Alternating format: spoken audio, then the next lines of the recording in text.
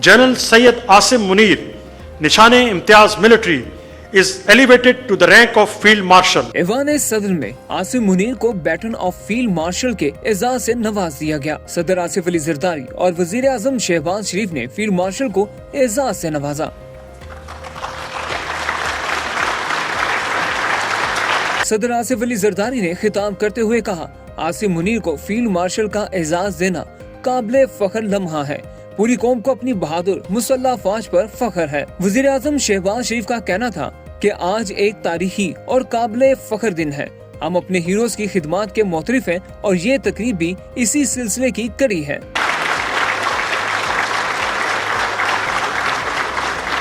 उन्होंने कहा, अस्करी क़यादत ने दुश्मन के खिलाफ शानदार फतह हासिल की। तकरीब में वफाकी काबीना के अराकीन नवाज शरीफ, बिलावल भुट्टो जरदारी, गवर्नर, वज़ीर आला और मुख्तलिफ ममालिक के सुफरा समेत दीगर अफराद ने शिरकत की।